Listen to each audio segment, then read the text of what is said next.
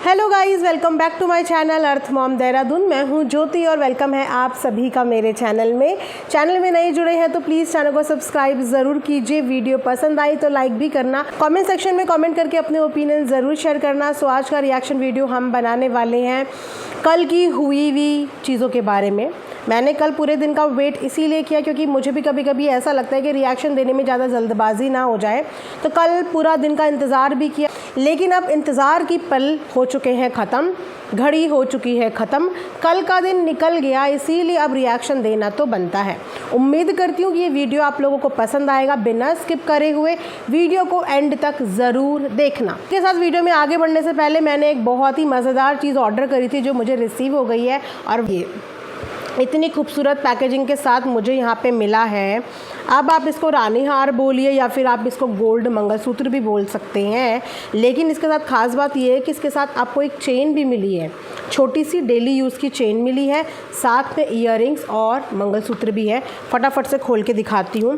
पहले चेन हम लोग खोल के देख लेते हैं। मैं भी आप सबके साथ ही से खोल के देख रही हूँ। वाओ, पेंडेंट कुछ इस तरीके का, और ये है पेंडेंट के साथ चेन। बोलिए क्वालिटी वाइज तो गाइस काफ़ी अच्छा है, फिनिशिंग भी काफ़ी अच्छी लग रही है इसकी।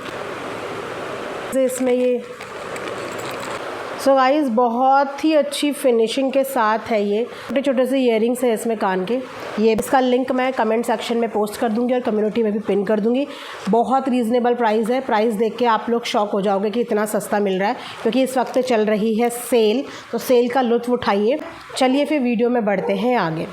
सो कल जो चीज़ें हुई वो तो हुई ही, लेकिन उन चीज़ों से हटकर कल एक ऐसा दिन था जो व्यूअर के साथ साथ ऑडियंस के साथ साथ एक ऐसी व्लॉगर जिसका आज बहुत नेम फेम है, जिसके हिसाब से आज उनके नाम पे बहुत लोग अपनी दाल रोटी भी खाते हैं, उनसे रिलेटेड एक ऐसे इंसान का दिन था जिस इंसान के लिए एक श्रद्धांजलि देनी तो बनती थी। यहाँ पे हम बात करेंगे जगत दीदी के हस्बैंड के बारे में। आप सब लोगों को अभी तक पता चल ही गया होगा। हमें अब कैसे पता चला? क्योंकि कल इंस्टाग्राम पे जगत दीदी की देवर और देवरानी, सिर्फ देवरानी नहीं, देवर और देवरानी के थ्रू दिन में 12:30-1 बजे के करीब में एक पोस्ट आता है, दिन से हमें ये पता चलता है कि आज तो जगत दीदी के हस्बैंड की पुण्यतिथि है। अब ये पोस्ट आने के बाद सोशल मीडिया पे सारी निगाहें जगत दीदी की तरफ टकटकी लगा के देखती हैं कि अब जगत दीदी बताएंगी, अब जगत दीदी बताएंगी। मैंने उनकी देवरानी का पोस्ट इंस्टाग्राम पे 2:30 बजे के करीब देख लिया था, 2:27 के आसपास। मेरे पास उसका स्क्रीनशॉट भी है, लेकिन मैंने इसीलिए कल की डेट में इस चीज़ के बारे में कोई भी बात नहीं करी, क्योंकि कभी कभी होता है कि इंसान की चीज़ें आने में देर सवेर हो जाती है। दिन से लेकर शाम से लेकर रात से लेकर पूरे दिन का इंतज़ार करा पर कुछ नहीं आया। उसके बाद मैंने सोचा कि चलिए आज इस बात पर रिएक्शन बनाना तो बनता है। ऐसा इंसान जिस इंसान के माध्यम से आज जगत दीदी के परिवार को और जगत दीदी को दाल रोटी मिल रही है।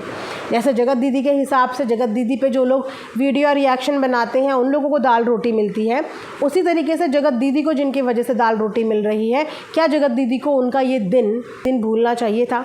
अब मैं ये भी नहीं बोलती कि वो भूल गई होंगी, क्योंकि किसी भी औरत के लिए ये दिन भूलना आसान नहीं होता, लेकिन क्योंकि सोशल मीडिया पे जो दिखेगा हम तो उतनी ही चीज़ों पे बात कर सकते हैं ना। अब हम तो ऑफ कैमरा बात नहीं कर सकते, या हम फ़ोन पे बात नहीं कर सकते कि आप कैसे हो, आप हंस रहे हो, आप रो रहे हो, आप क्या कर रहे हो। हम तो सिर्फ उतनी ही बात करेंगे ना जितनी हम सोशल मीडिया पे देखेंगे। और सोशल मीडिया पे हमने देखा कि एक पत्नी ने अपने पति की पुण्यतिथि पे अपने पति के लिए कोई भी श्रद्धांजलि पूर्वक ना कम्युनिटी डाली, ना शॉर्ट डाला, ना ही कोई वीडियो डाला। अब अगर आप आकर ये बोलें कि टफ दिन होता है और नहीं कर पाई होंगी, तो इतिहास गवाह है, एक बार जाके उनके इतने साल के व्लॉग्स वीडियोस जाके देखना, आप लोगों को पता चल जाएगा। दूसरी पुण्यतिथि, तीसरी पुण्यतिथि, चौथी पुण्यतिथि, हर पुण्यतिथि पे डेडिकेटेड व्लॉग आया है गाइज। हर पुण्यतिथि पे डेडिकेटेड व्लॉग आता है, ठीक है। इनका ही नहीं, जब तक इनके साथ इनके क्रिएटर दोस्त अच्छे कांटेक्ट और अच्छे साथ में थे, एक एक क्रिएटर उस दिन श्रद्धांजलि के वीडियोस बनाता था और ये उन क्रिएटर के साथ कोलैब करती थी। ये चीज़ें भी बीते दिनों हमें सोशल मीडिया पे ही देखने को मिली है, और वहीं से पता चला है कि ये बाकायदा सबको फ़ोटो भी देती थी कि इस फ़ोटो के साथ कोलैब करना है, और वो क्रिएटर फिर कोलैब करते थे। तो वो सिर्फ तब तक था जब तक क्रिएटर आपके साथ थे। आज अगर कोई क्रिएटर आपके साथ नहीं है तो आप अकेले अपने हस्बैंड को श्रद्धांजलि नहीं देंगी। सेम चीज़ें इन्होंने अपनी बेटी के बर्थडे में करी थी।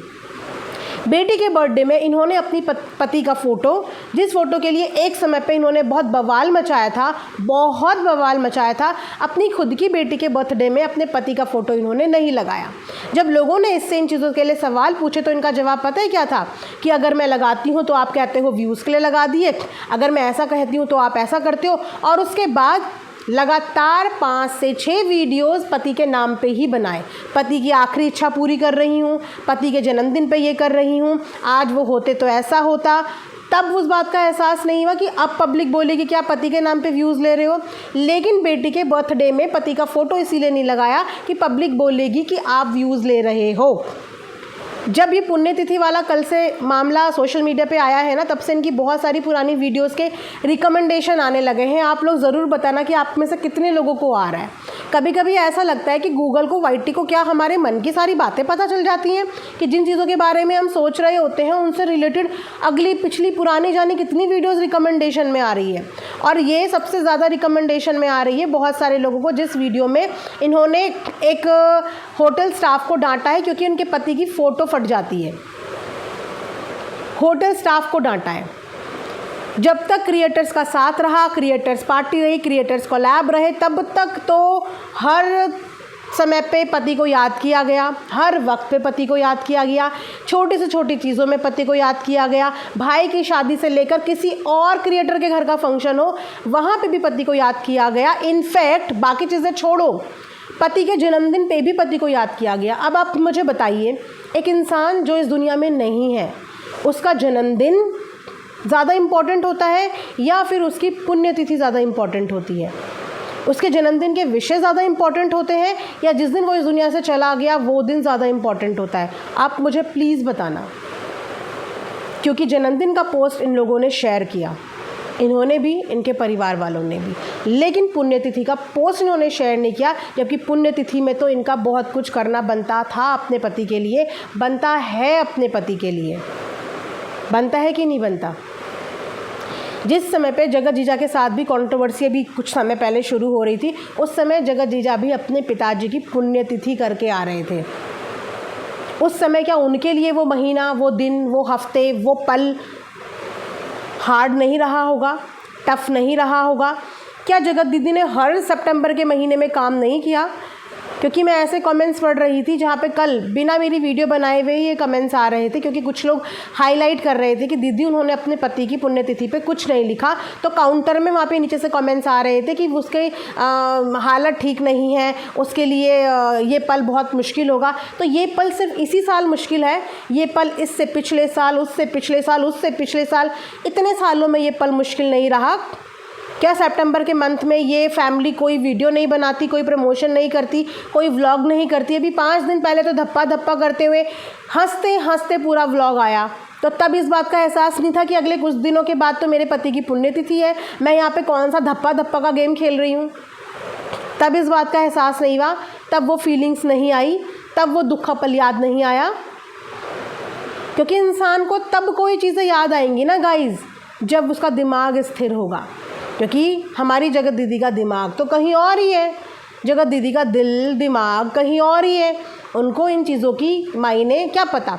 अब क्या होगा कि क्योंकि देवरानी ने डाल दिया तो आई एम श्योर कि देवरानी पे दन दनातन हो रहा होगा कुछ ना कुछ टॉर्चर, क्योंकि उसने ये चीज़ कर दी कि तुमने ये चीज़ क्यों करी। भाई अगर उन्होंने वो चीज़ करी होगी तो उनका भी इक्वली हक है, उनके घर के भी वो सदस्य थे।